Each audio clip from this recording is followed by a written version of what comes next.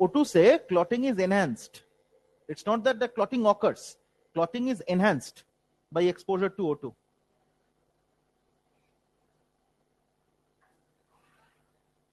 अच्छा, तुम लोग का एग्जाम वेडनेसडे को है ना, अप टू सर्कुलेशन, ठीक। नेक्स्ट चैप्टर जो होगा आपका एक्सक्रीशन बाद में आएगा, ठीक है। नेक्स्ट चैप्टर जो आएगा वो आपका ये लोकोमोशन एंड मूवमेंट, समझे ना। तो ये यही की नाम तो कृष्णा, वो ग्रुप में लिख दे ज्वाइन करने के लिए। Join fast students, don't waste your time. लिखो ब्रैकेट में सौरभ सर। खांसी कब, एक दिन बता, एक टाइम बता जिस दिन आपका तबीयत सही रहता है।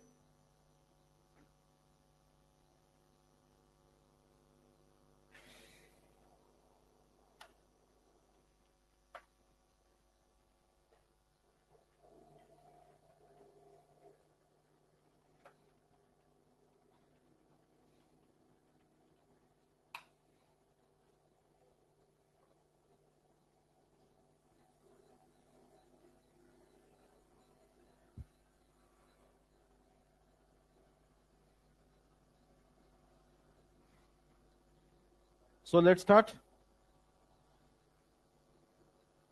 दे दिया,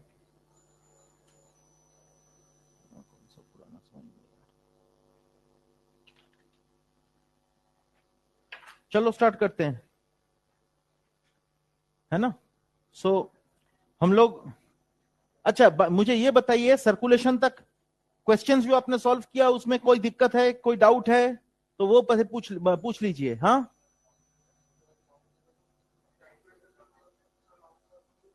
एनसीईआरटी का वैल्यू कैलकुलेट करो, एनसीईआरटी का वैल्यू कैलकुलेट करके आंसर करो। क्लोजेस्ट आंसर में मार्क करो। क्लोजेस्ट आंसर क्या था उसमें ऑप्शन में, ये किसका क्वेश्चन है, दिखाओ तो क्वेश्चन। 24, ये वाला ratio of WBC is to RBC 1/500 is the closest answer, और तो कोई ऑप्शन है नहीं इसमें, तो उसी को मार्क करो। एक्चुअल नहीं, ऑप्शंस जो है उसी में मार्क करना पड़ेगा। व्हाट विल यू डू, कोई ऑप्शन तो है नहीं। हाँ बोल, तुझे चाहिए मॉड्यूल। हाँ, blood clotting in test tube can be prevented by adding है। एंटीकोगुलेंट में क्या आएगा, सोडियम ऑक्सलेट है, sodium oxalate is the answer. Sodium oxalate, calcium oxalate, sodium citrate, EDTA, 4 options है। आर्टिफिशियल एंटीकोगुलेंट के बारे में अगर बात करें हम लोग, artificial anticoagulant, artificial anticoagulant, artificial anticoagulant के बारे में हम लोग अगर बात करें तो number 1 sodium citrate, sodium citrate. Number 2 sodium oxalate, sodium citrate, sodium oxalate. Number 3 calcium oxalate, EDTA, EDTA, ethylene diamine tetraacetic acid, पता है ना आपको, इथिलीडिन डायमीन टेट्राएसिटिक एसिड,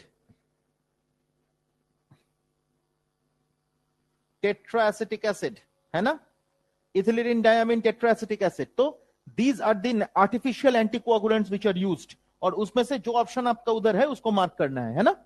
और बताओ,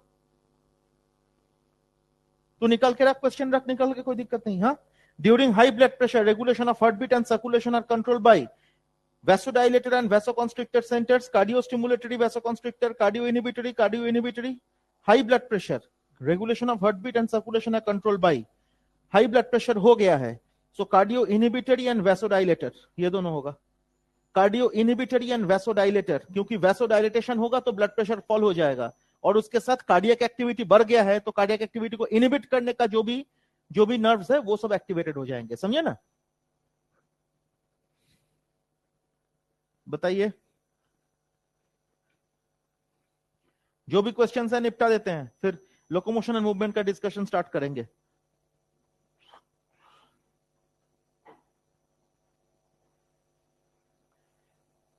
तुम्हारा ये सैटरडे क्लास हुआ था, कोई जूलॉजी कोई लिया था? ओ नो वन, नकल।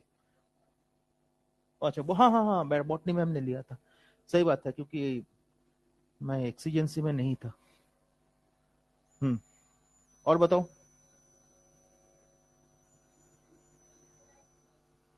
एब्सोल्युटली, ब्लड ब्रेक करके बनेगा ना, आरबीसी ब्रेक करके बनेगा। ये मैंने दिखाया भी तो था, ये मैंने दिखाया भी था। ओ तुम एब्सेंट थे। हिस्टामिन मारेंगे, haemoglobin to RBC to try, haemoglobin comes out, haem breaks into haem and globin, haem से फेरिटिन एंड हेमोसिडेरिन, ग्लोबिन से कोलेग्लोबिन, तो हेमोसिडेरिन से बिलिवर्डिन एंड देन बिलिरुबिन, तो बाइल पिगमेंट्स है ना वो। और बताओ, वो इसी क्वेश्चन के लिए मैंने पढ़ाया था। ये जो क्वेश्चन था, पढ़ाते पढ़ाते तो भूल जाते हैं क्वेश्चन के बारे में बोलना, लेकिन ये क्वेश्चन के लिए मैंने पढ़ाया था। और बताओ।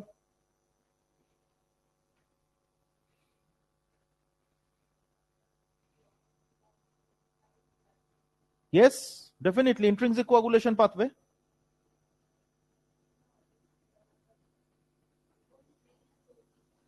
वुंड्स नहीं है तो भी नहीं, वुंड वुंड डेफिनेटली होगा। फाइब्रस टिश्यू फॉर्मेशन माने उसमें कोई ना कोई रप्चर होगा।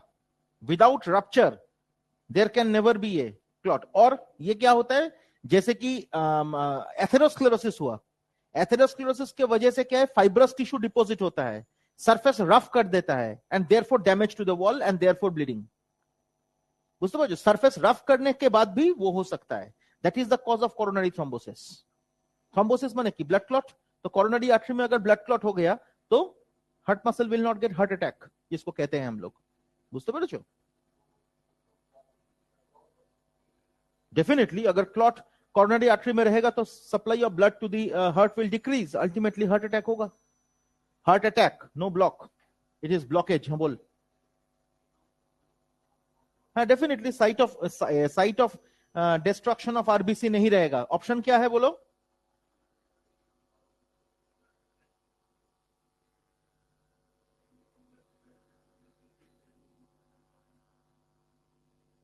Blood platelets. रुक जा एक सेकंड, सोच लेते थे। If the spleen is removed, तो ग्रेवियर्ड ऑफ आरबीसी तो है ही, प्लेटलेट का भी number of blood platelets, spleen is removed. एक second, spleen is removed, hello कथा। ऑप्शंस में क्या है? Number 1, animal will die, defence कम हो जाएगा। Next, blood platelet will decrease, blood platelet increase, then decrease, and no effect on the body, no effect on the body। Answer क्या है? हाँ हाँ, आंसर क्या है? नो इफेक्ट है ना, नो इफेक्ट ही होगा in any case. Site of destruction of RBC is in spleen, platelet को कोई ये नहीं होगा। अगर आरबीसी डिस्ट्रॉय स्प्लीन में नहीं होता है तो लिवर में डिस्ट्रॉय होगा। ऑल्टरनेट पाथवे है अपने पास। उससे क्या प्रॉब्लम है? हाँ, spleen gets only oxygenated blood, ये एकदम सही बात है। कहां क्वेश्चन मिला? अभी एनसीईआरटी का लेवल का क्वेश्चन नहीं है वो। Spleen gets only oxygenated blood, spleen का जो सर्कुलेशन है ना, उसमें केवल ऑक्सीजनेटेड ब्लड ही सप्लाई होता है टू द स्प्लीन। और बोलो, बोल। हो गया ना? तो ये एग्जाम में एकदम धुआंधार बैटिंग करना है, समझे? ओए की बोललाम बुझली? মাথায় না হলে মারবো বাড়ি। কি ইসলামপুর, এবারে পরীক্ষাটা ঠিকঠাক হবে? কোশ্চেন সলভ করেছিস তো? করছিস? আবার করছি কি রে? মানে কি হবো? হচ্ছে না? পারছিস না? তোকে উল্টো লটকে দেবো আমি এবারে। পারছিস না কেন? कौन सा क्वेश्चन? मैं नीट का, एनसीईआरटी का लेवल का क्वेश्चन में क्या दिक्कत है?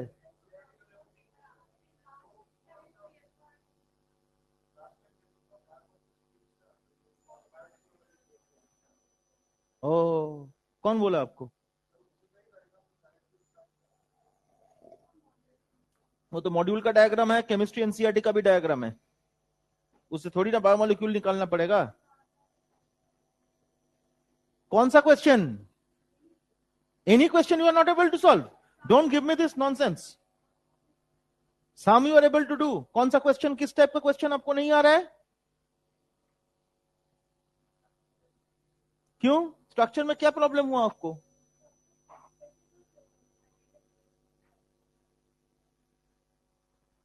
Identification of the structures, identification of the structures regarding, तो तुमको कार्बोहाइड्रेट का स्ट्रक्चर पता नहीं है?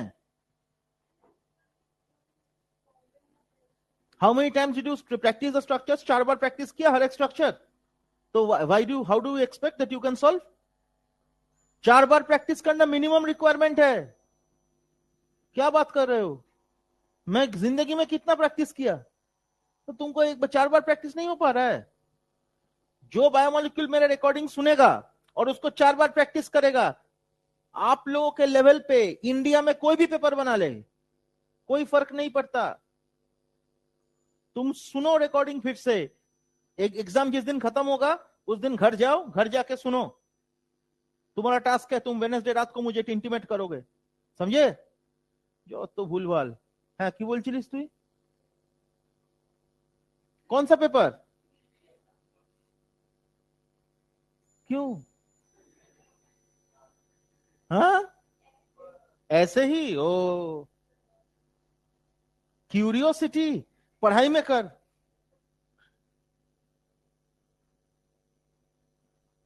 सुनना क्या चाहता है?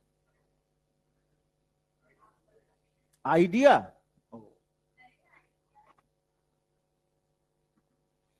आइडिया करके कोई फायदा नहीं है मेरे बारे में,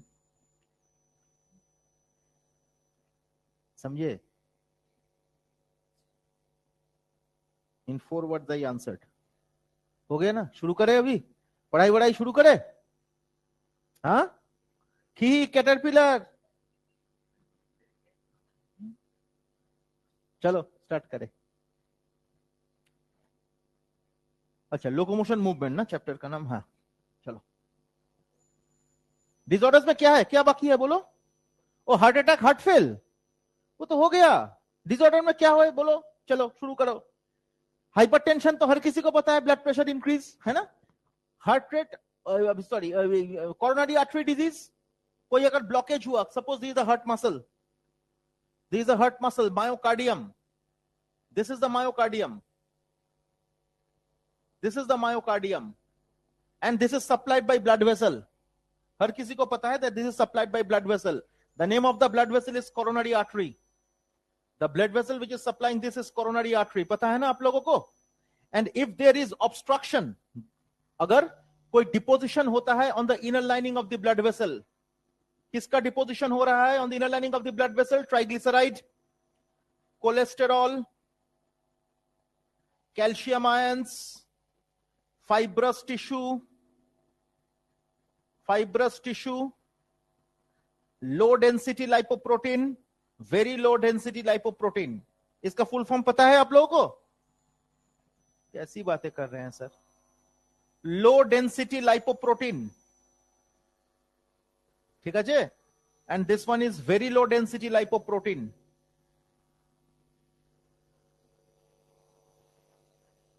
वेरी लो डेंसिटी लाइपोप्रोटीन, ये सब अगर डिपोजिशन होगा, है ना, they will give rise to triglyceride cholesterol. हाँ, they will give rise to what? These are called atherosclero, these are called atherosclerotic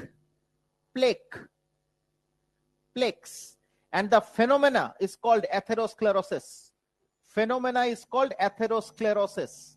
तो अगर एथेरोस्क्लेरोसिस होगा, then the supply of blood to the myocardium will decrease, and therefore this condition will lead to lack of supply of, तो that is called coronary artery disease, NCRT में लिखा हुआ है।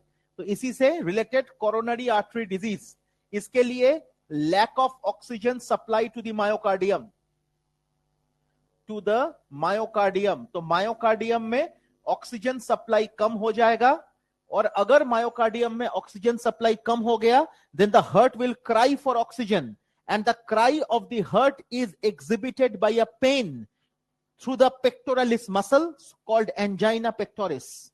So the muscle, the heart muscle will not receive oxygen, therefore there will be a cry of heart for oxygen। तो oxygen के लिए heart रोएगा, है ना? Ultimately that will lead to angina. So there will be a pain, so that pain is called angina pectoris.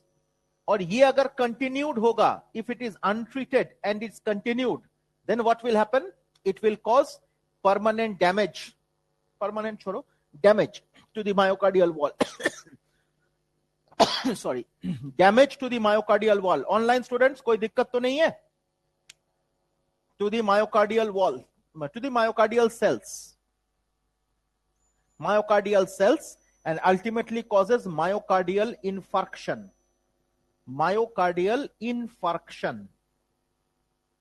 ठीक हो गया, myocardial infarction. So damage to the myocardial cells and ultimately resulting in myocardial infarction. समझे ना? तो ये है sequence, तो इसी को याद रखो. एंड उसमें सब कुछ हो गया. और इसी myocardial infarction का जो ट्रीटमेंट है, that is by, आपको याद होगा, that is called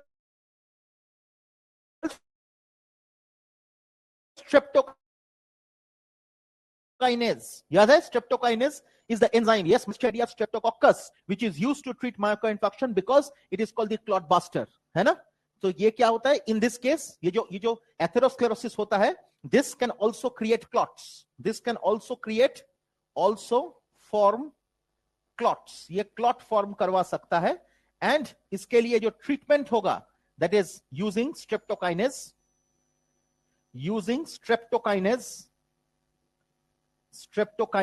which is called the clot buster, है ना? Which is called the clot buster. समझे? हो गया. ठीक है? আরেকটা ইউজ করতে পারি আমরা statin, which is a blood cholesterol lowering agent, তাই তো? From the fungus Monascus purpureus. ওটাও microbial human welfare का question है. Or we can also use statin. Also, statin can be used as blood cholesterol lowering agent. ये भी मैंने आपको पढ़ाया था कॉम्पिटिटिव इनहिबिशन में, याद है? ठीक है, डन हो गया, इसको याद रखो. और फिर heart, this will result to myocardial infarction, will result in heart attack. इसका रिजल्ट क्या होगा? Heart attack. तो heart attack is related to this. अब cardiac arrest when the SA node AV node bundle of his Purkinje fiber does not work, so that is cardiac arrest. That means complete damage to the junctional tissues of the heart, তাই না? তাহলে cardiac arrest কখন হবে? The cardiac arrest, ये जो term है हम लोग कब यूज करेंगे? When the heart stops beating. It is when the heart stops beating. When the heart stops beating, that is cardiac arrest. और stops beating कब होगा? जब ऐसे माने autorhythmic fibers, when the autorhythmic fibers fail to generate and conduct impulse. When the autorhythmic fibers fail to generate and conduct impulse, then it is called cardiac arrest, right? And then what is heart fail? Due to lung congestion, अगर heart सही से pump नहीं कर पा रहा है, oxygenation हो नहीं रहा है in the lungs, and therefore the tissues are not getting enough oxygen in sciatic line to demand the needs of the body, to meet the demand of the body. That's all. So in that case, it is heart will fail due to lung congestion. So we call it congestive heart failure. ये term हम लोग use करते हैं congestive heart failure, because the heart fails to function due to lung congestion. समझे ना? So और एक word है congestive heart failure. Why congestive heart failure? Because the heart fails to function. When lungs actually lungs are congested. Lung congested कब होगा? Lung congested होगा due to pneumonia. जैसे Covid में जब मर रहा था तो कैसे मर रहा था? इस कंडीशन से मर रहा था, हार्ट फेलियर से मर रहा था, है ना? So lungs are congested, therefore no oxygenation. तो ऑक्सीजनेशन वो कर नहीं पा रहा है, तो हार्ट पंप करके भी तो फायदा नहीं है, because it can not meet the needs of the body tissues, है ना? therefore the need of oxygen of the body tissues মানে cannot meet করে দিয়ে উপরে, cannot meet the needs of oxygen for the body tissue of the body tissues, and therefore what will happen? Congestive heart failure. तो ये heart failure term आएगा. ठीक है, कोई डाउट? और बताइए, इसमें और कोई दिक्कत, किसी के मन में कोई भी दुविधा? Any doubts to anyone my dear? ठीक है ना, प्रोसीड करें हम लोग, देख लीजिए और बताइए मुझे. Peripheral resistance is this one. Atherosclerosis मतलब क्या? ये ऑब्स्ट्रक्शन आएगा ना to the flow of blood. This will lead to what? This will lead to obstruction to the flow of blood. Obstruction to the flow of blood, and the obstruction flow of to the flow of blood. ये obstruction periphery से आ रहा है ना, periphery से ऊपर आ रहा है ना obstruction. तो this is called peripheral resistance. This is what is peripheral resistance. हालांकि peripheral resistance term से सवाल आपसे नहीं आएगा.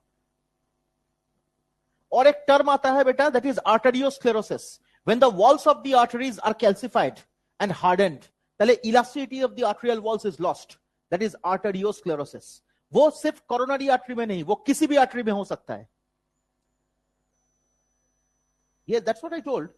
The elasticity of the arterial walls are lost. वो किसी भी आर्टरी में हो सकता है, जरूरी नहीं है कि वो कोरोनरी आर्टरी में ही होगा. लेकिन एथेरोस्क्लेरोसिस अगर हम लोग वर्ड यूज करें, it will pertain to coronary artery only. Got it? So arteriosclerosis बोल के एक और टर्म है, arteriosclerosis.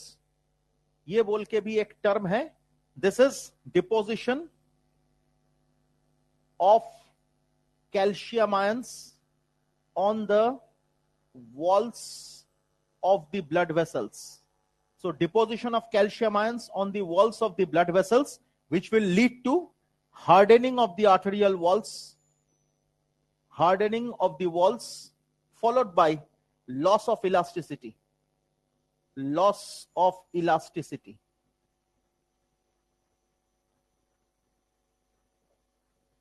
हो गया? ठीक, और बताइए. बाप रे, एक नंबर से फोन आ रहा है, +3 की सब नंबर तक पूरा स्कैम. एनीवे, ठीक है, डन हो गया. तो ये दीज आर द डिजीजेस, और कुछ डिजीज है नहीं. ठीक है, बताओ और anything else that you need to know? किसी के मन में कोई भी सवाल का कोई भी क्वेश्चन, कोई भी डाउट्स जो घूम रहा है? Any problem to anyone my dear students? सब ठीक है ना? प्रोसीड करें हम लोग. ठीक है, प्रोसीड करें हम लोग to the next discussion, to the next chapter, है ना? चलो. Locomotion and movement is the name of the chapter. Very important chapter. ये एक वाहिद चैप्टर है जूलॉजी का जिसमें लिखा है the practical part is also included.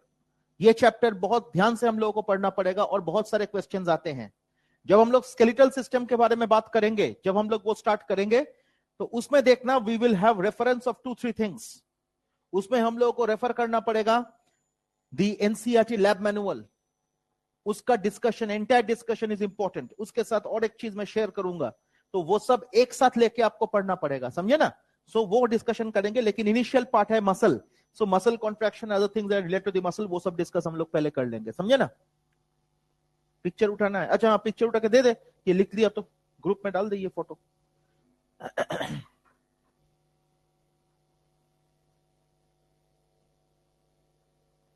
Exam एकदम सही से देना. Online students, everyone should give a very good exam my dear.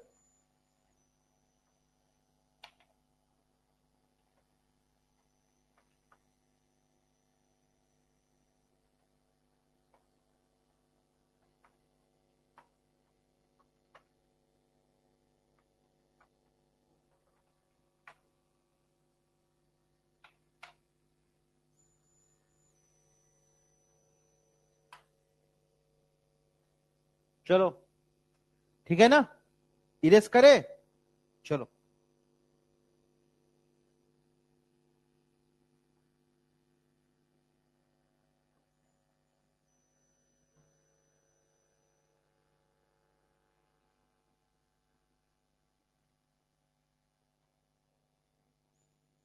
क्या क्या है चैप्टर सिलेबस में? अच्छा, मेजर टेस्ट है. वाह वाह वाह, वेरी गुड. मेजॉरिटी टेस्ट बहुत अच्छा एग्जाम है।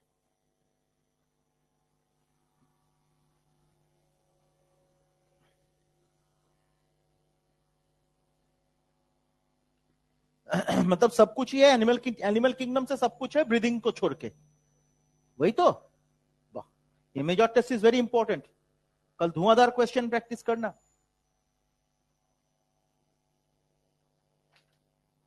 किरे कृष्णा, তুই কত পাবি? হ্যাঁ, চেষ্টা করবি? ও, আর কত চেষ্টা করবি জীবনে? কালকের পরীক্ষায় তোর টার্গেট হচ্ছে 712। দুটো কোশ্চেন ছাড়ার দায়িত্ব দিলাম তো।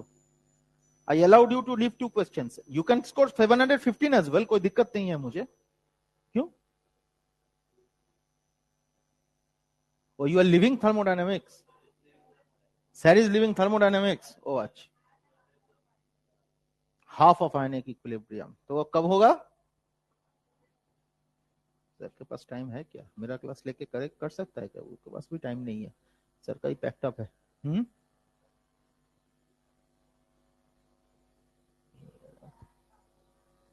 क्या हो सकता है?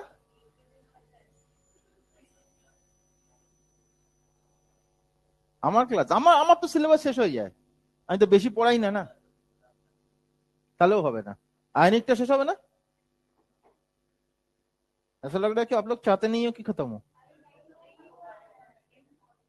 Impossible. Oh, you are fools, इसीलिए आपके डिक्शनरी में ये वर्ड है। Do you want to say anything? क्या बेटा? ओके, चलिए लोकोमोशन एंड मूवमेंट। এই কি হলো? কি বলছো? কি বলছো? এলন মাস্ক না? হ্যাঁ, I am the Elon version of Elon Musk. कि आरिश, तुम तो छुट्टी में ही रहते हो। हाँ, कितना एब्सेंट होती है? क्या करती है घर बैठ के? क्या घूमने गई? वाटर क्लॉगिंग हुआ तो तैर के आ जाना चाहिए था, उसमें क्या है? तो टेंशन मत ले, इधर जब आओगे तो इधर इधर भी वाटर लॉगिंग होता है, तो इधर एकदम बोट में चढ़ के इधर आ जाना। चलो, मेट्रोपॉलिटन सिटीज में ये तो होता ही है बेटा, क्या करे। अच्छा, चलो लोकोमोशन एंड मूवमेंट।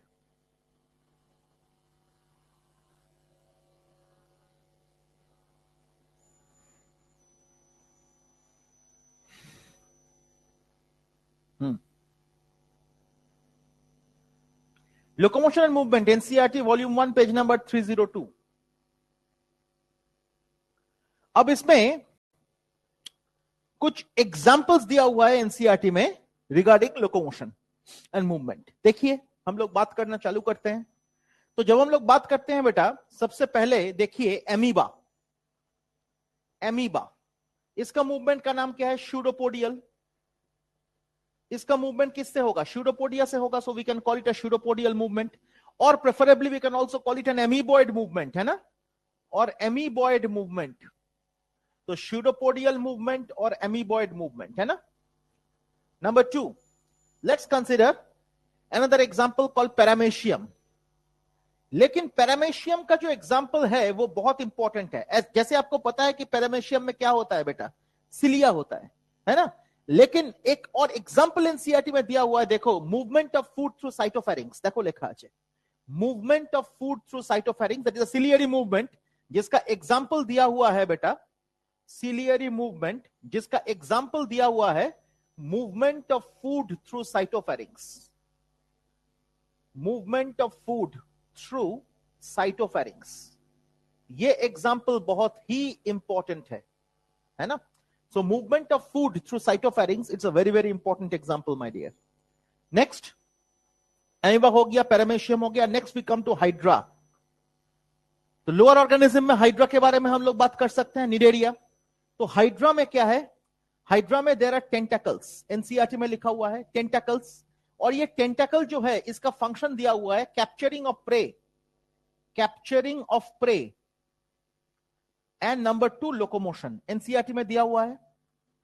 तो capturing of prey and locomotion. और टेंटाकल्स आपको याद होगा, हाइड्रा मतलब निडेरिया, निडेरिया में cnidoblast cells are present. Cnidoblast cells का लोकेशन क्या है? टेंटाकल्स एंड बॉडी, एनसीईआरटी में लिखा हुआ है पेज नंबर 50 में।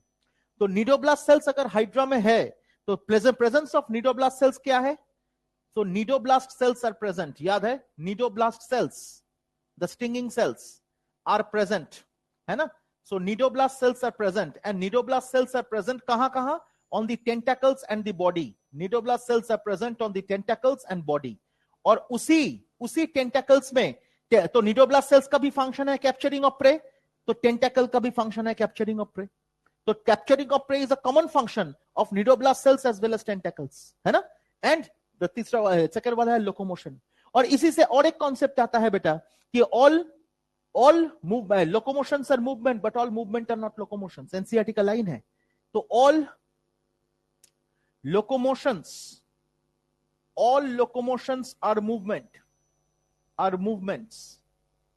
but all movements are not locomotion. क्यों? Because displacement और distance का जो difference है ना। Because locomotion में displacement होना चाहिए, change of position होना चाहिए, लेकिन movement change of position नहीं हो रहा है, केवल ये move कर रहा है, that is also a movement, but that cannot be considered to be locomotion. Because locomotion में क्या है? चेंज ऑफ पोजीशन होना चाहिए, है ना। तो इसीलिए वो सेंटेंस दिया हुआ है, ठीक है। इसके बाद हम लोग बात करेंगे in case of humans, what are the different types of movement, है ना, उसके बारे में बात करना है, उसका भी एग्जांपल्स के बारे में चर्चा करना है। तो in man the different types of man और humans, the different types of movement के बारे में बात करेंगे। नंबर 1 एमीबॉयड मूवमेंट और स्यूडोपोडियल मूवमेंट, जो उधर लिखा था हम लोगों ने, एमीबॉयड और स्यूडोपोडियल मूवमेंट।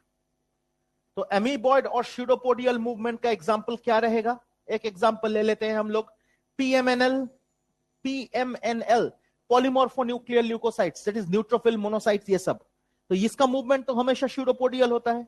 सो पीएमएनएल का फुल फॉर्म तो जरूर पता होगा आप लोगों को, पॉलीमॉर्फोन्यूक्लियर ल्यूकोसाइट्स, है ना, polymorphonuclear leucocytes. And polymorphonuclear leucocytes मतलब what is it? That is neutrophil monocytes. और मोनोसाइट्स मैच्योर करके क्या बनेगा? मैक्रोफाज। वो भी वैसा ही होगा, मैच्योर इनटू मैक्रोफाज। तो मैक्रोफाज भी इसी तरह से बिहेव करेगा, उसका भी मूवमेंट जो होगा दैट इज ऑल्सो स्यूडोपोडियल और amoeboid in nature, my dear students, ठीक।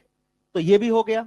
इसके साथ number 2 ciliary movement. Let's come to the discussion on ciliary movement. तो सिलियरी मूवमेंट इन ह्यूमन क्या मूवमेंट? इन ह्यूमन सिलियरी मूवमेंट क्या होगा my dear students? Ciliary movement में इन केस ऑफ ह्यूमन क्या होगा? In case of human ciliary movement will be found in case of suppose with in the uterus, with in the fallopian tube बात करें, देखो ciliary movement, trachea bronchus, बहुत सारे जगह पे सिलिया प्रेजेंट है ना। इपेंडाइमा आपको मैंने पढ़ाया था, है ना, the covering, inner covering of the ventricles of the brain, ependyma पढ़ाया था मैंने। एंड और एक एग्जांपल लेते हैं, यूटेरस का इनर लाइनिंग। तो यूटेरस इनर लाइनिंग उधर भी रहता है बेटा, है ना, सिलियरी मूवमेंट एटसेट्रा। सो बहुत सारे जगह पे है सिलिया, तो बहुत सारे जगह पे है। सिलियरी एपिथेलियम, कलेक्टिंग ट्यूब्यूल में भी सिलियरी एपिथेलियम है, तो बहुत सारे जगह पे सिलियरी एपिथेलियम है। तो सिलियरी एपिथेलियम का जो बेनिफिट है दैट इज सिलियरी मूवमेंट, और वो movement helps in many things. जैसे इपेंडाइमा में जो सिलिया है उसका beating will help in the direction of the flow of cerebrospinal fluid, मैंने आपको बताया था ये। तो cilia is present in all this cases, है ना। अब चलिए नेक्स्ट एग्जांपल चलते हैं, फ्लैजेलर मूवमेंट।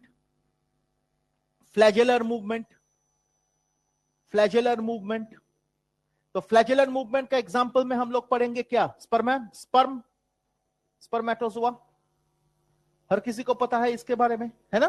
स्पर्मेटोजोआ में क्या है? फ्लैजेला है, and therefore it helps in this swing movement of the sperm. तो ये जो फ्लैजेला है इसके बारे में थोड़ा बात कर लेते हैं। दैट इज कॉल्ड इसमें फ्लैजेला प्रेजेंट, और ये flagella helps in movement of the sperm. और ये फ्लैजेला का जो मूवमेंट है, इसके जो मूवमेंट का जो टाइप्स ऑफ मूवमेंट है, इस पे 3 टाइप ऑफ मूवमेंट होता है, स्पर्म का इन पर्टिकुलर, ये हमें चाहिए कि जब हम लोग रिप्रोडक्शन के बारे में बात करेंगे तो हमें ये मूवमेंट्स जानना चाहिए। एक तो है फ्लैजेला मूवमेंट अनड्यूलेटिंग, इधर देख अनड्यूलेटिंग, ऐसे ऐसे जाएगा। Number 2 it can be like this, हालांकि हम लोग का फ्लैजेला ऐसे मूव नहीं करता है ना, तो हम लोग का डायनोफ्लैजिलेट जो आपने पढ़ा है प्रोटिस्टा में, तो उसका फ्लैजेला ऐसे मूव करता है, that is called whirling whip. Human में मूवमेंट अनड्यूलेटिंग है और व्हिप्लैश है, दोनों तरह का मूवमेंट है। लेकिन डायनोफ्लैजिलेट्स में अगर पढ़ोगे तो व्हर्लिंग व्हिप एंड व्हिप्लैश दोनों, समझे? तो एक्चुअली इसके मूवमेंट्स क्या क्या है? नंबर 1 अनड्यूलेटिंग, अनड्यूलेटिंग सापेर मतो like a snake. Number B that is whirling whip, whirling whip जैसे ऐसे घुमाता है वैसे घूमता है। Number C that is whiplash, है ना, ये सबसे फास्टर मूवमेंट है, तो ऐसे ऐसे करके मूव करता है, फास्ट ऐसे ऐसे मूव करता है। सो अनड्यूलेटिंग एंड व्हिप्लैश এটা ম্যানের মধ্যে দেখা যায় in human sperm, in human sperm ये दिखता है, इन ह्यूमन स्पर्म ये दिखता है।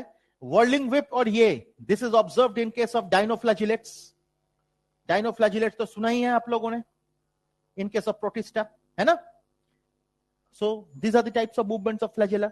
इसका सिलिया का भी मूवमेंट का टाइप्स है, लेकिन मैंने बताया नहीं, दोनों सब सिलिया एक साथ बीट कर रहा है, दैट इज कॉल्ड आइसोकोरिक, और ऑल्टरनेट कर रहा है, दैट इज कॉल्ड मेटाकोरिक। ये मैंने नहीं बताया आपको, जरूरी भी नहीं है।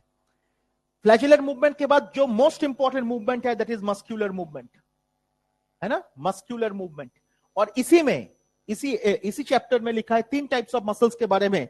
एक तो स्केलेटल है, स्मूथ नहीं लिखा, लिखा है विसरल मसल, तो visceral muscle is called the smooth muscle. तो skeletal muscle, visceral muscle and cardiac muscle, ये 3 के बारे में बात किया है। तो मस्कुलर मूवमेंट में ये 3 ही आएंगे, स्केलेटल मसल, स्मूथ मसल जिसका नाम है विसरल मसल, स्मूथ और visceral muscle, visceral muscle and finally cardiac muscle, है ना।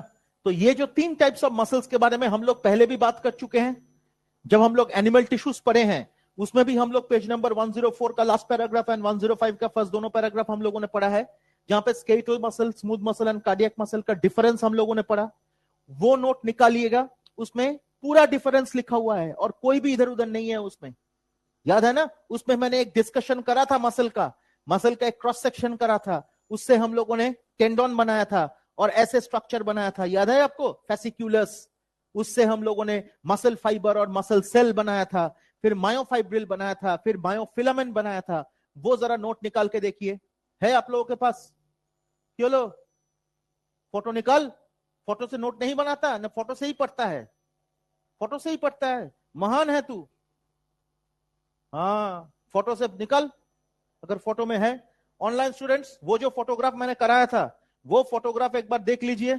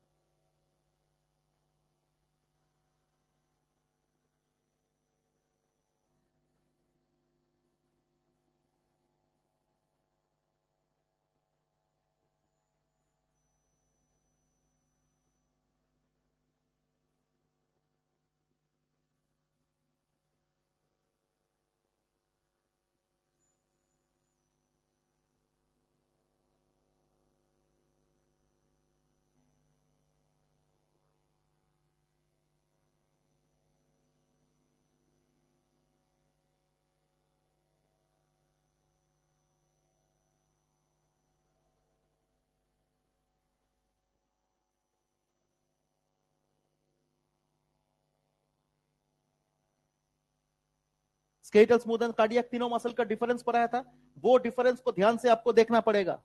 और वो जो लैंग्वेजेस है, हालांकि ये जो एग्जाम है परसों का, उसमें भी वही लैंग्वेज एग्जाम में पूछा जाएगा।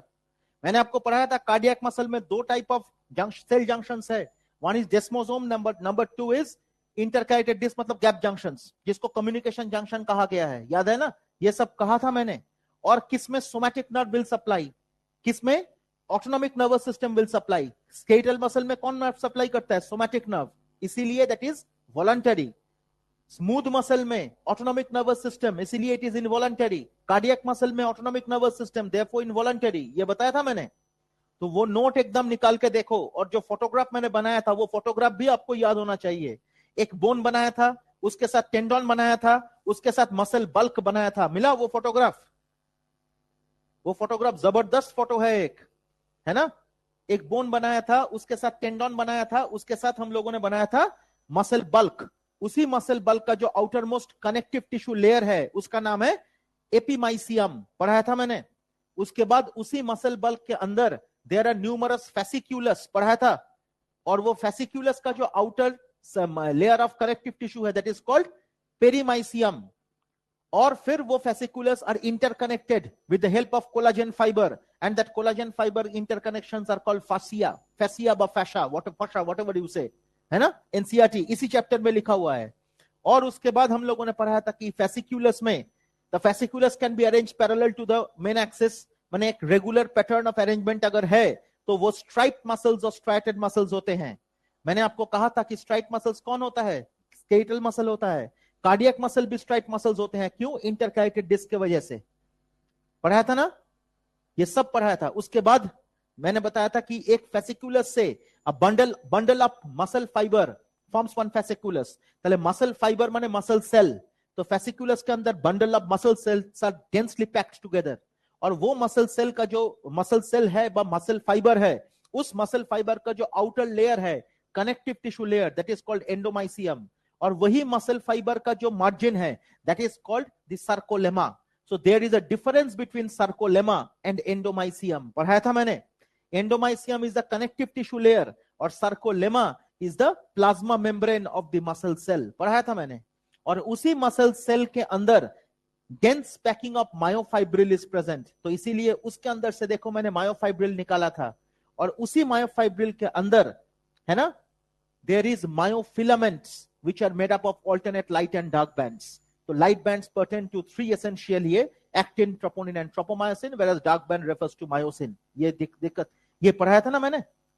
तो ये जो पैराग्राफ है एनसीईआरटी पेज नंबर 104 का last paragraph that is skeletal muscle, और एनसीईआरटी पेज नंबर 105 का जो first two paragraphs that is smooth muscle and cardiac muscle. अच्छा हाँ, smooth muscles are pisiform in shape, याद है ना, एनिमल टिश्यू में लिखा हुआ है ना, tapering at the ends, tapering at the ends, pisiform appearance बोले, मैंने नीचे दिखता सूच लो रकम, है ना।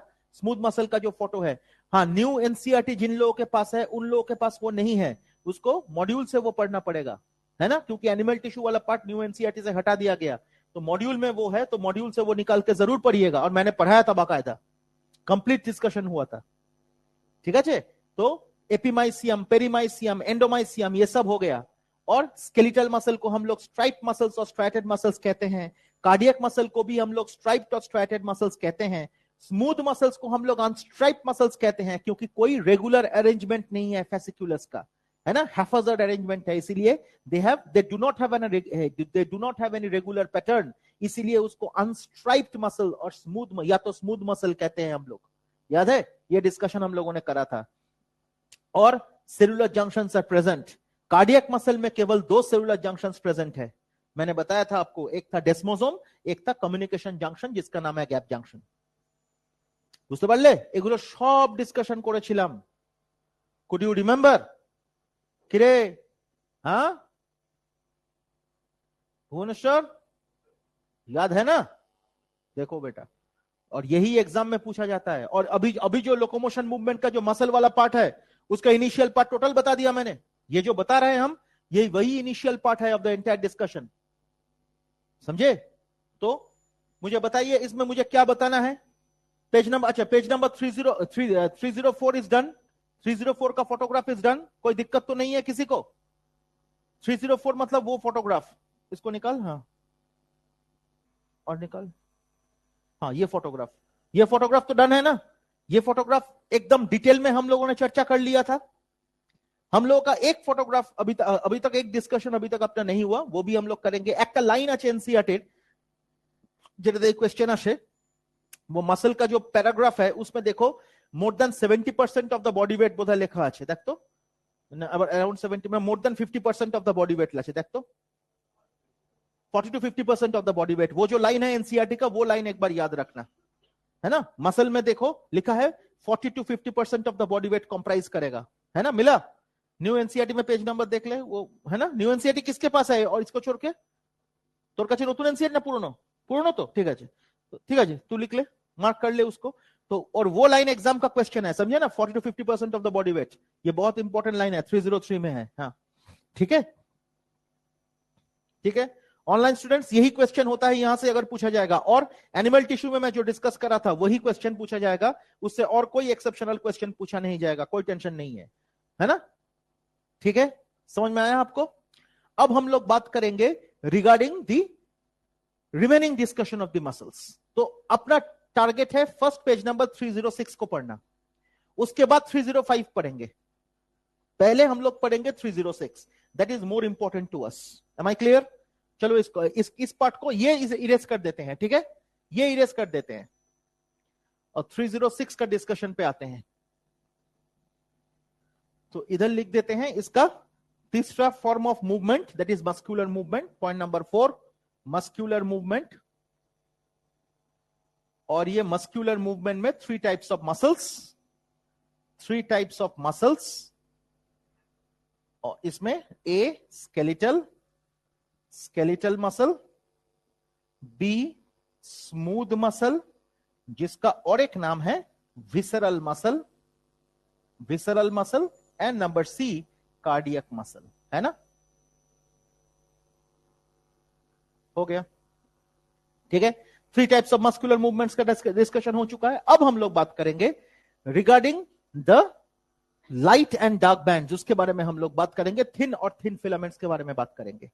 तो अपना डिस्कशन होगा discussion on the muscle proteins, तो मसल प्रोटीन्स के बारे में डिस्कशन होंगे। तो मसल प्रोटीन्स बहुत सारे हैं माय डियर स्टूडेंट्स, है ना, बहुत सारे मसल प्रोटीन्स है। आपके मॉड्यूल में भी एक क्वेश्चन है जिसमें एक प्रोटीन का चर्चा है जो एनसीईआरटी में नहीं है वो प्रोटीन, ठीक है, उसके बारे में भी हम बात करेंगे, डोंट वरी। तो मसल प्रोटीन्स में मेजर प्रोटीन्स क्या है, सबसे पहले ये देखते हैं हम लोग। तो मेजर प्रोटीन्स मेजरली क्या है, तो थिन फिलामेंट, तो थिन फिलामेंट्स होते हैं। थिन फिलामेंट्स के लिए टाइप ए, थिन फिलामेंट्स के लिए नंबर स्मॉल ए उसके under actin, number B troponin, number C tropomyosin, this is for thin filament. ये तीनों बनाता है थिन फिलामेंट, ये तो हर किसी को पता है। And if there is another one that is called thick filament that is done by myosin. तो thick filament is contributed by myosin, ठीक है। मायोसिन के टाइप्स क्या है ये जरूरी नहीं है, अपना सिंपल डिस्कशन है और वो डिस्कशन हम लोग करेंगे। अच्छा, और एक चीज हम बता देते हैं कि इधर जो मैकेनिज्म ऑफ मसल कॉन्ट्रैक्शन है, जो मसल के ऊपर हम लोगों ने डिस्कस एनसीईआरटी में करा है ना, that is basically skeletal muscle. NCERT में स्मूथ मसल का कॉन्ट्रैक्शन का डिस्कशन नहीं है, एनसीईआरटी में कार्डियक मसल का कॉन्ट्रैक्शन का डिस्कशन नहीं है, एनसीईआरटी में केवल और केवल स्केलेटल मसल का डिस्कशन, केवल और केवल स्केलेटल मसल का कॉन्ट्रैक्शन का डिस्कशन है। Am I clear? इसमें कोई दिक्कत नहीं है किसी को। तो skeletal muscle is our prime target, उसके बाद उसके साथ साथ हम लोग स्मूथ और कार्डियक का भी डिस्कशन कर लेंगे, कुछ कुछ पॉइंट्स हम बताएंगे that pertains to smooth and cardiac as well, उसके बारे में बाद में बात करते हैं। अदर मसल्स, और कुछ मसल्स हैं जो सी में मैं लिखता हूं बेटा, जैसे कि एक मसल है जिसका नाम है एक्टिनिन, एक मसल है दैट इज डी, उसका नाम हम बताएंगे दैट इज कॉल्ड टिटिन, ठीक है। This is largest protein of the body, titin, it's a muscle protein. तो ये टिटिन से सवाल भी पूछा गया था एम्स में, तो ये टिटिन का सवाल एम्स में है। एक्टिनिन एनसी अपने मॉड्यूल का क्वेश्चन में है, एक्टिनिन, ठीक है। ये दोनों मसल के बारे में भी मैंने लिखा। There is another protein that is called dystrophin, muscle protein है एक जिसको हम लोग कहते हैं डिस्ट्रोफिन, ठीक है ना, जिसका एक डिजीज भी डिस्कशन है, डिस्ट्रोफिन, इसका डिजीज भी डिस्कशन है। देखो मस्कुलर डिस्ट्रॉफी बोल के एक डिजीज लिखा हुआ है एनसीईआरटी 312 में, तो मस्कुलर डिस्ट्रॉफी इसी प्रोटीन के डिजेनरेशन के वजह से होता है, समझ, autoimmune disease. Autoimmune disease नहीं है वो, মাসকুলার ডিস্ট্রফি ইজ ওটা হচ্ছে mutational disorder, it's not an autoimmune disease. বুঝতে পারছো? Autoimmune disease that is myasthenia gravis, autoimmune disease myasthenia gravis, लेकिन muscular dystrophy is actually a mutational disorder, है ना? ওখানে জিন ডুপ্লিকেশন হয়, সেই জন্য ওটা হয়। There is a case of gene duplication, एक जीन डुप्लीकेट कर जाता है। हाँ हाँ, फाइलोजेनेटिक डेफिनेटली। हाँ, तो म्यूटेशन से, म्यूटेशन की वजह से ही तो होता है, तो जीन डुप्लीकेशन होता है। अरे myasthenia gravis is an autoimmune disease. हाँ, न्यूरल डिसऑर्डर तो है ही, एसिटाइलकोलिन रिसेप्टर्स का इनहिबिशन है, वो बताएंगे सब, डोंट वरी। ठीक है ना? इतना तक समझ में आया? अब जरा देखिए, हम लोग बात करेंगे एक्टिन, ट्रोपोनिन एंड ट्रोपोमायोसिन के हवाले से। तो first of all, very important, let's discuss about actin. अब देखिए, एक्टिन जो प्रोटीन है, ध्यान से सुनिएगा, एक्टिन जो प्रोटीन है, this protein appear, these are globular proteins, सीधी बात है, these are globular proteins, বুঝতে পেরেছো? and these globules are polymerized, এই গ্লোবিউল গুলো পলিমারাইজ হয়েছে, বুঝতে পেরেছো? first of all you understand, these are globular proteins, globular proteins, and these proteins are polymerized in a helical form। ये जो protein है, these proteins are polymerized in a helical form।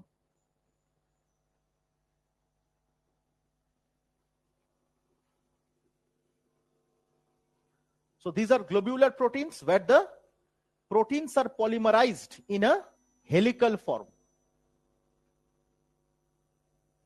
है ना? So एक helical form में proteins are polymerized। Am I clear? So these are the globular proteins called the globular actin, which are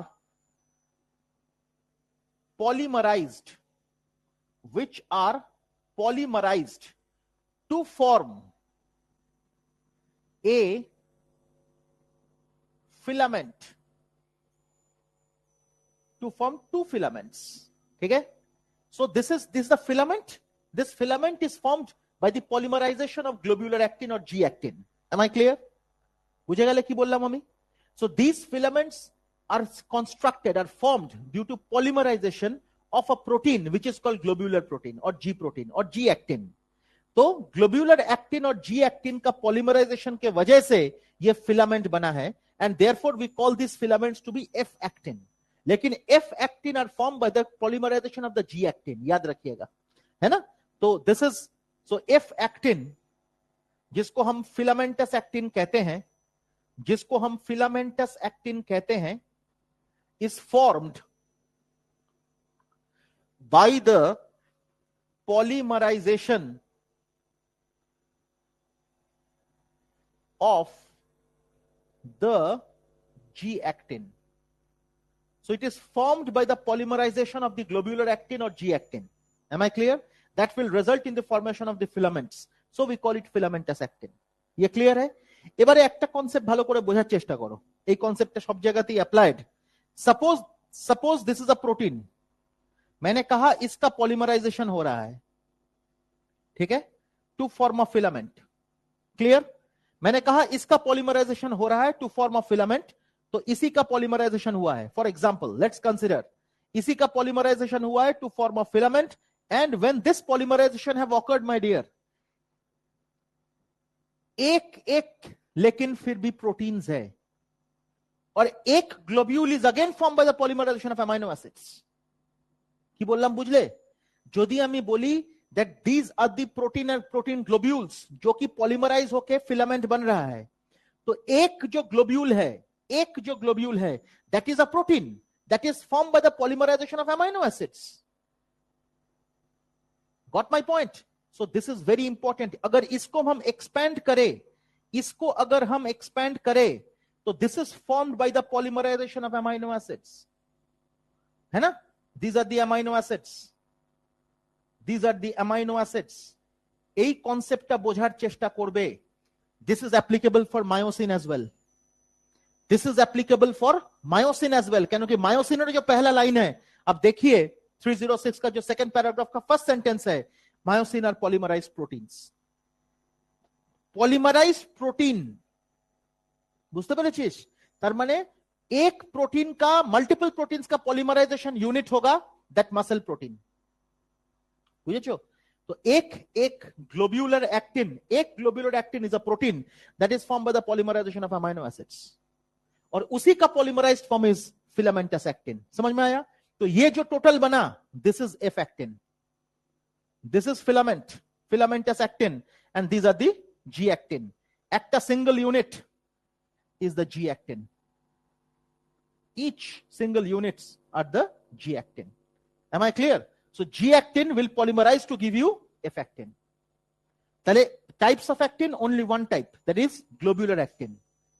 F actin is not a type. Globular actin is the only type. Jiska polymerization will give rise to F actin. And the type of polymerization, the way in which the polymerization have occurred, that is, and the arrangement have occurred, that is in the form of a helical structure. So ये helical arrangement आपको दिख रहा है. Am I clear?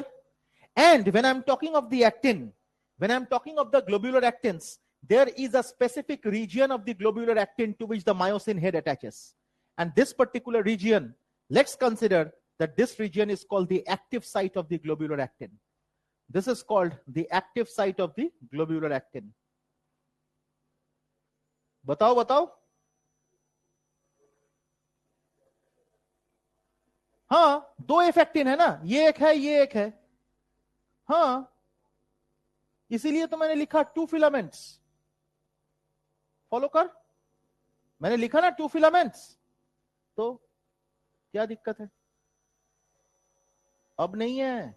ओ, मेरा पढ़ाना समझ में आता है? देखो बाबा, हाँ, आरिश बोलते कुछ समझ में नहीं आता। ओ, तबीयत खराब होता है और एब्सेंट होते हैं। ए हावड़ा, भलो करे देख, हो गया? अब ध्यान से सुन, अब ध्यान से सुन। तो ये बन गया। अब देखो बेटा, ट्रोपोनिन, एनसीईआरटी का लाइन बड़ा जबरदस्त है, उससे क्वेश्चन भी पूछा जाता है ना? तो ट्रोपोनिन मॉलिक्यूल के बारे में चर्चा होगी। तो let's come to the discussion on troponin molecule. So troponin, TPN लिखते हैं हम लोग। Let's go for troponin. And troponin के 3 types, troponin T, troponin I, troponin C. Am I clear? There are 3 subunits of troponin: troponin T, troponin I, and troponin C. एबारे NCERT का line देखो, the master stroke. लोग उस line को गलत पढ़ते हैं, वो लाइन को गलत पढ़ते हैं लोग। अब ये लाइन पढ़िए, एट रेस्टिंग स्टेज। पढ़ भी तो, कैटरपिलर पढ़ ना, first paragraph last sentence.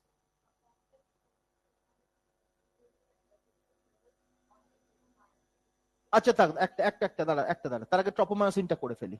Let's go for tropomyosin first. There is another protein called tropomyosin, TPM. एक सेकंड ऑनलाइन स्टूडेंट्स, ट्रोपोमायोसिन पहले कर लेते हैं, नहीं तो वो सेंटेंस। ट्रोपोमायोसिन क्या है बेटा? There are 2 filaments of tropomyosin. NCERT लिख रहा है, there are 2 filaments of tropomyosin which runs along the length of the actin filament. देख, तो एक फिलामेंट ऑफ ट्रोपोमायोसिन इधर देख, ट्रोपोमायोसिन का एक फिलामेंट एक्टिन, ये ग्रुप से पास किया, सेकेंड फिलामेंट भी इसी ग्रुप से पास किया। Am I clear? So this is tropomyosin, TPM. सो अब ट्रोपोमायोसिन का सेंटेंस एनसीईआरटी से पर।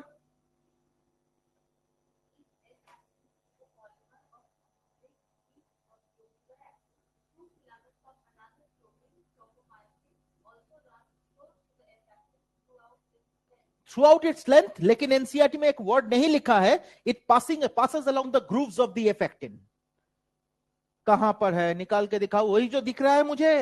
हाँ, वो पैराग्राफ ऊपर वाला पर, सेकंड सेंटेंस पर, तू पढ़, जोर से पढ़।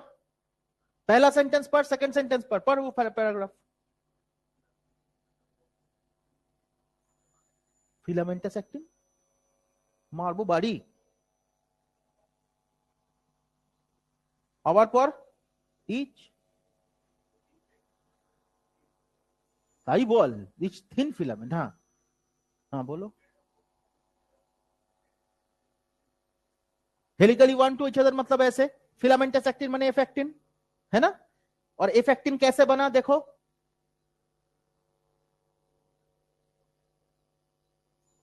वही तो बताया मैंने, जी एक्टिन से ही एफ एक्टिन बनेगा, एफ एक्टिन बोल के अलग कुछ नहीं है। टाइप ऑफ एक्टिन केवल one, that is G actin. বুঝতে পেরেছো? जी एक्टिन का पॉलीमराइजेशन ना double helical pattern gives rise to F actin, that's it.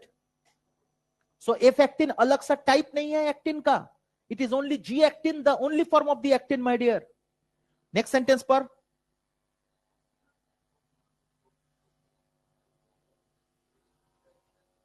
हो गया। थ्रू आउट इट्स लेंथ तमने टू फिलामेंट्स, ये देख एक फिलामेंट और सेकंड फिलामेंट ब्लू कलर का, this runs along the length of the F actin, लेकिन उसमें जो लिखा नहीं है that it passes along the grooves of the F actin. देखो ये ग्रूव से पास करवाया मैंने, देखा आपने? तो ये जो पॉइंट ऑफ क्रॉस सेक्शन है ना, तो उस पे जो ग्रूव है उस ग्रूव से पास करवाया। So two filaments of tropomyosin will run along the F actin and pass through the grooves of the F actin, वो नहीं लिखा है। करेक्ट, ये मैंने लिख दिया। अब तीसरा प्रोटीन जिसका नाम है ट्रोपोनिन, लिखा है NCERT, troponin runs at regular intervals along the tropomyosin, बोला अच्छे। तो ट्रोपोनिन मॉलिक्यूल जो है, troponin molecule runs at regular intervals along the tropomyosin। तो हम देखते हैं ट्रोपोनिन मॉलिक्यूल किस तरह से होगा। 3 सब यूनिट्स है ट्रोपोनिन मॉलिक्यूल का, टीआईसी अभी बताया था कुछ देर पहले मैंने। देखो रेगुलर इंटरवल में होगा, देखो 3 सब यूनिट मैंने बनाया, 3 सब यूनिट बनाया, देखो 3 सब यूनिट्स,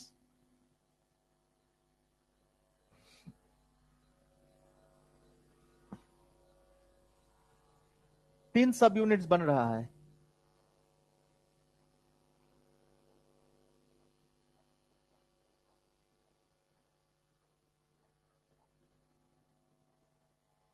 देखो along the at regular intervals that is distributed, ঠিক আছে। এবারে এই যে তিনটে সাব ইউনিট, তো 3 सब यूनिट्स का नाम क्या है? T I and C has 3 सब यूनिट्स। तो ट्रोपोनिन मॉलिक्यूल के 3 सब यूनिट्स है, 3 सब यूनिट में क्या है? टीआईसी, तीनटे सब यूनिट। এবারে ওখানে टी এর আলাদা फंक्शन, आई का अलग फंक्शन एंड सी का अलग फंक्शन, समझ में आया? एनसीईआरटी लिख रहा है केवल और केवल आई का फंक्शन, एनसीईआरटी लिख रहा है केवल और केवल आई का फंक्शन, जो कि लास्ट सेंटेंस है उस पैराग्राफ का। पढ़िए लास्ट सेंटेंस, जोर से पढ़। इन द रेस्टिंग स्टेज मतलब when the muscle is not contracting, तो a subunit of troponin, subunit of troponin मतलब कौन सा ट्रोपोनिन? आई के बारे में बात हो रहा है। मास्क्स पढ़ो, active binding site for myosin on the actin filament, কোথাও লেখা নেই কিন্তু অফ মায়োসিন। लोग पढ़ते हैं ऑफ मायोसिन और वो गलत होता है। For myosin on the actin filament, इसका मतलब the sub unit I of troponin will mask और, उम्मे मैडम सही से बैठो, विल मास्क और कवर, क्या करेगा? आई जो है that is the inhibitory subunit, इसका और एक नाम क्या है? I for inhibition, so inhibitory subunit. तो at resting stage the inhibitory subunit of troponin will mask और कवर द एक्टिव साइट, ভালো করে শোনো, for myosin on the actin filament. मतलब ये जो active site of globular actin मैंने बनाया, ये एक्टिव साइट को वो ब्लॉक करेगा, क्योंकि वो एक्टिव साइट में during muscle contraction the myosin head will attach. अब है रेस्टिंग स्टेज, तो that active site is masked और blocked by the inhibitory subunit of troponin, so that the head of the myosin cannot attach। इसीलिए लिखा है for myosin on the actin filament, बुझते पेरेছো? So ultimately इसका मतलब यह है टीआईसी का I at resting stage it blocks और मास्क्स द एक्टिव साइट, एटा this one red colour of globular actin इसका मतलब यही है, for myosin on the actin filament को हम लोग अगर डायरेक्टली लिखेंगे माय डियर, तो हम लोग सीधा लिखेंगे globular actin, to which myosin head attaches during muscle contraction, to which myosin, confuse नहीं करेंगे हम लोग, myosin head attaches during muscle contraction. Concept समझ में आ गया? At resting stage. और यही लाइन आप याद रखिएगा, क्योंकि for myosin on the actin filament उसको हम मार्क करेंगे, सो इसीलिए एनसीईआरटी का लैंग्वेज बड़ा डेंजरस है। तो फॉर मायोसिन एनसीईआरटी लिख रहा है ऑन द एक्टिन फिलामेंट, তাই তো লিখছে, एक्टिन फिलामेंट लिखছে, चलो अच्छी बात है, हो गया done. And therefore this is called, अच्छा এটা assertion reasoning ও ইউজ হবে, therefore this I is called the inhibitory subunit, therefore called the inhibitory subunit।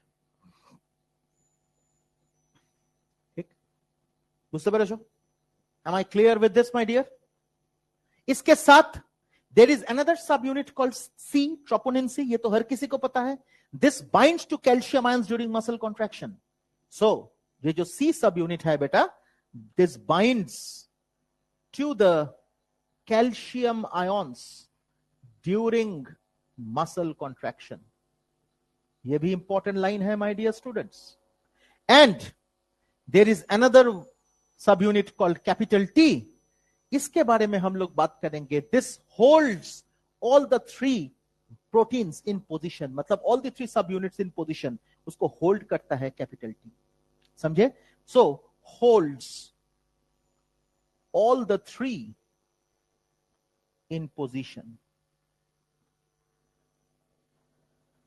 बस फर्स्ट पैराग्राफ इज क्लोज्ड। तो फर्स्ट पैराग्राफ में हम लोगों ने क्या पढ़ा? हम लोगों ने पढ़ा कि एक्टिन में जो फिलामेंट्स बनते हैं, दो फिलामेंट बनते हैं जो कि helically wound to one another, और एक एक filament is form by the polymerization of globular actin which is also called G actin. और मैंने एक चीज और एक्स्ट्रा कहा कि जी एक्टिन में कुछ एक्टिव साइट्स होते हैं, so these are called the active sites of globular actin, जिसको मास्क करेगा ट्रोपोनिन आई।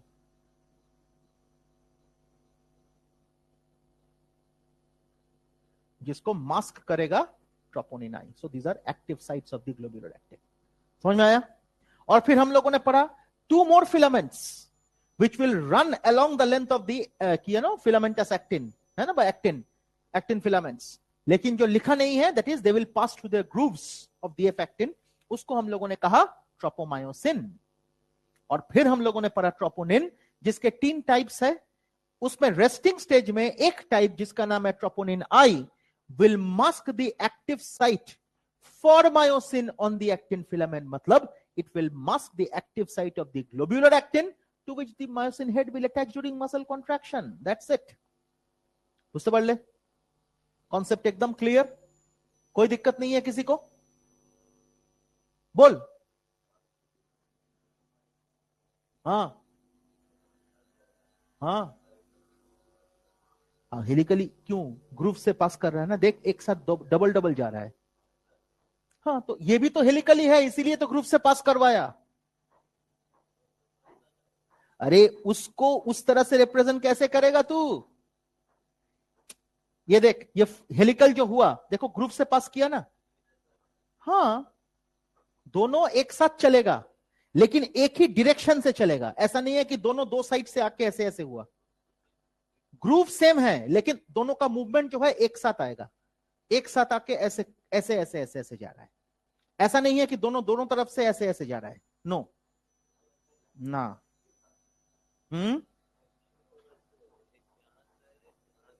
अरे ना ना ना, ये जो आ रहा है ये इधर से ही शुरू होगा। हाँ, আরে এই যে এখান থেকে যাচ্ছে না, এই দেখ একটাই পার্টিকুলার পয়েন্টে দুজনেই কাট করছে।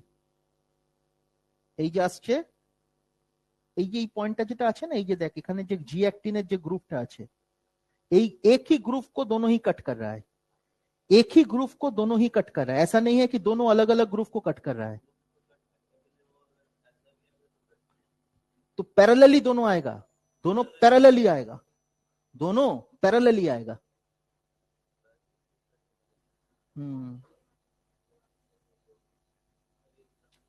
মানে এখান থেকে টানতে, ঠিক আছে।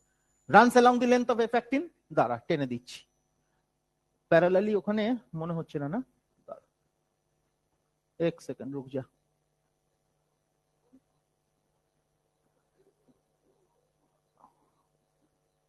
ये स्ट्रक्चर अजीब बनाया। अच्छा दाड़ा, इस तरह से ना, ठीक है।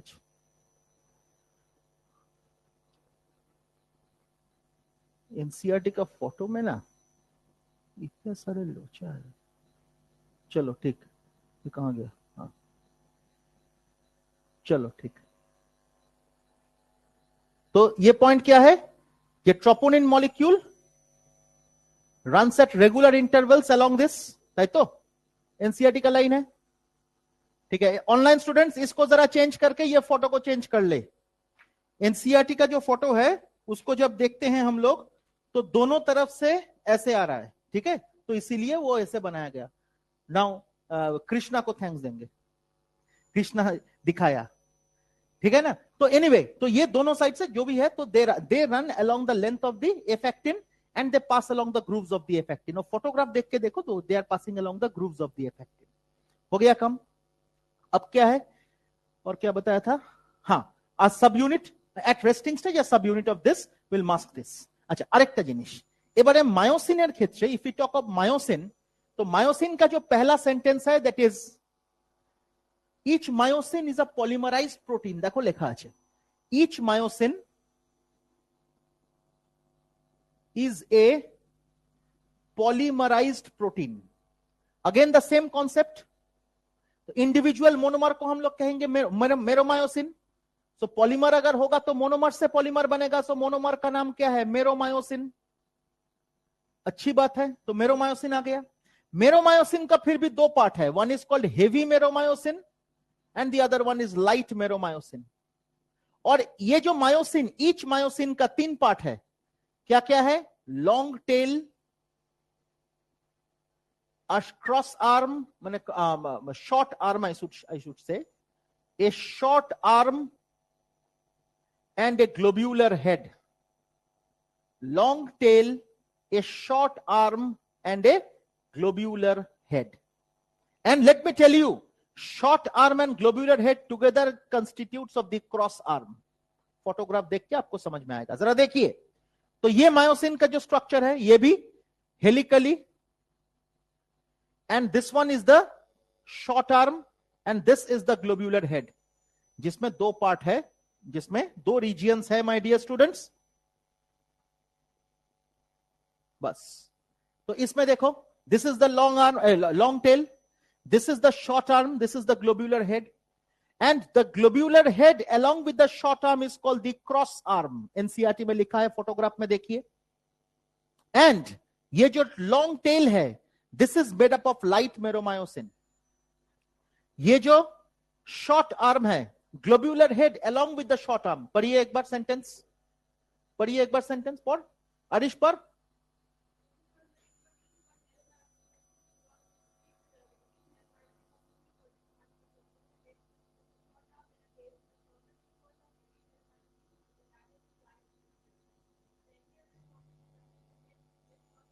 This is HMM, the cross arm is HMM, heavy meromyosin।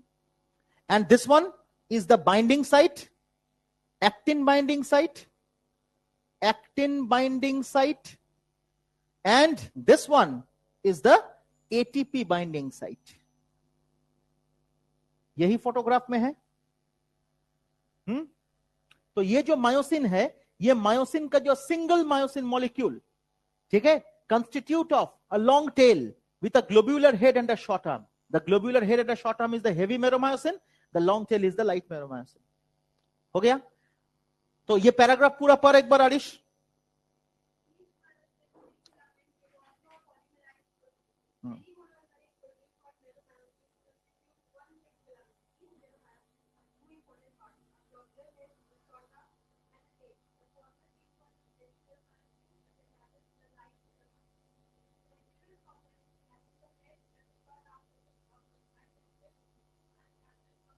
At an angle from each other, this angle is normally 45 degree. ये जो एंगल है, हाँ, ये एंगल में तो ये ऑब्ट्यूज लिख रहा है, दिस इज अप्रोक्सीमेटली 135 ডিগ্রি। বুঝতে পেরেছো? এটা যখন ব্যাকে তখন 45, 45 से 135 এই রেঞ্জটা নেয়, ঠিক আছে?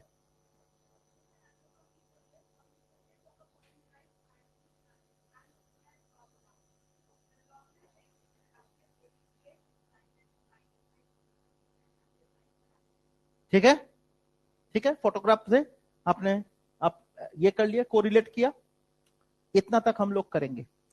इसके बाद हम लोग का डिस्कशन आएगा 305, वो करेंगे धीरे धीरे, ठीक है?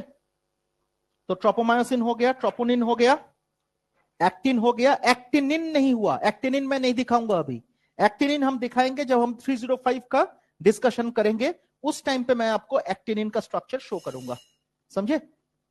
चलिए, थैंक यू। इसका फोटो खींच के भेज दो बेटा ग्रुप में।